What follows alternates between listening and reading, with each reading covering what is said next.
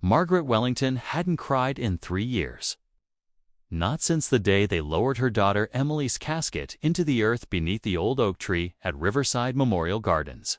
Tears, she'd learned, were a luxury that billionaires couldn't afford, not when the world watched your every move, waiting for weakness to exploit. But today, as her Rolls-Royce glided through the cemetery gates on what would have been Emily's 28th birthday, Margaret felt something crack inside her chest. The November wind scattered golden leaves across marble headstones, and the afternoon sun cast long shadows that seemed to reach for her like ghostly fingers. "Wait here, Thomas," she told her driver.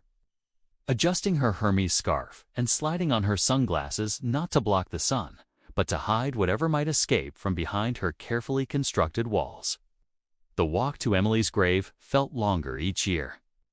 Past the Vanderbilt Mausoleum, beyond the Rose Garden where wedding proposals happened despite the irony of the location, toward the hill where the newer graves rested under younger trees. Margaret's Louboutin heels clicked against the stone path, each step a metronome counting the seconds of her solitude. She carried white lilies, Emily's favorites, imported from Holland that morning at an expense most families spent on monthly groceries. But what was money when your only child was gone? What were billions when you'd trade every penny for 5 more minutes of hearing her laugh? As Margaret crested the hill, she stopped abruptly. Someone was at Emily's grave, to someone's. A man in a janitor's uniform knelt beside the headstone, his shoulders shaking with silent sobs. Beside him sat a little girl, perhaps 6 or 7, with dark curls escaping from pink butterfly clips. She patted the man's back with the solemn wisdom children sometimes possess when they've seen too much sadness too soon. Margaret's first instinct was anger. This was her grief, her daughter, her private sanctuary. But as she drew closer, something made her pause. The man was speaking, his voice thick with emotion. "I'm sorry, Miss Emily. I'm so sorry. I tried to save the money, but Lily's medication. I couldn't let my baby suffer. You'd understand, wouldn't you? You were always so kind to everyone at the hospital." Margaret's breath caught. The hospital. Emily had volunteered at Children's Memorial Hospital every Tuesday for 5 years before the accident. She'd mentioned a janitor once, Carlos. She thought, who told the most wonderful stories to the young patients? The little girl Lily apparently noticed Margaret first. Her eyes, too large in her thin face, widened with recognition that only came from seeing someone on television or magazine covers. "Papa," she whispered, tugging her father's sleeve. "Papa, there's a fancy lady." Carlos turned, and his tear-stained face went pale. He scrambled to his feet, pulling Lily behind him protectively. "Mrs. Wellington, I'm so sorry. We were just leaving. I didn't mean to intrude. Today is special, and I needed to tell Miss Emily." His words tumbled out in a panicked rush.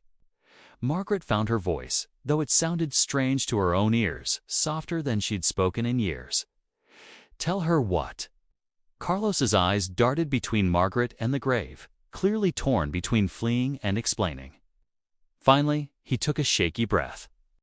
3 years ago, my daughter was diagnosed with leukemia. We had nothing, no insurance, no savings, just fear. Miss Emily, she found out somehow. She'd talk to Lily during her treatments, bring her books and art supplies. But more than that, his voice broke. She paid for everything. Every treatment, every medication, everything. She made the hospital promise not to tell us who the donor was. Margaret's hand flew to her mouth. "I only found out after the accident," Carlos continued, tears streaming freely now. "The hospital administrator told me. Said Miss Emily made them promise to continue Lily's care even if something happened to her. She set up a fund. She saved my daughter's life." The world tilted slightly. Margaret reached for the headstone to steady herself, her fingers tracing Emily's name etched in granite. Emily Rose Wellington, beloved daughter. She scattered kindness like confetti. Emily had never mentioned any of this, not once. While Margaret was busy expanding her real estate empire, attending galas, and making deals, her daughter had been quietly performing miracles in the margins of her life. "Why are you here crying?" Margaret asked, her voice barely a whisper. "If she's saved Lily, if the fund is still there." Carlos looked down, shame coloring his features. "Last month, we found out Lily needs an experimental treatment.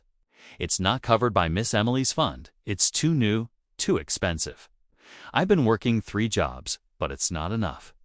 I came here to apologize to Miss Emily, to tell her I'm failing the child she saved." The little girl, Lily, stepped forward with the fearlessness of children who haven't learned to be intimidated by wealth. "Don't be sad, Papa. Miss Emily visited me last night." Both adults turned to her, startled. "In my dream," Lily clarified, her small hand reaching out to touch the headstone gently. "She was wearing a sparkly dress like a princess. She said everything would be okay. She said her mama would understand love now." Margaret's knees buckled. She sank to the ground beside the grave, her expensive skirt pooling in the grass, no longer caring about appearances or dignity or the walls she'd built. "How much?" she asked, looking up at Carlos. "How much for the treatment, Mrs. Wellington? I didn't come here to ask you for. How much?" Margaret's voice cracked with the weight of 3 years of unshed tears. $250,000, Carlos whispered. "But please, I wasn't trying to. My daughter saved yours," Margaret interrupted, pulling off her sunglasses to reveal eyes finally, blessedly wet with tears. "She did what I should have done, not I was too busy to see needed doing." She looked at Lily, really looked at her, and saw what Emily must have seen, not a sick child, but a bright spirit deserving of every chance at life. The money means nothing, nothing. But the chance to continue what Emily started. Margaret's voice strengthened. "That means everything."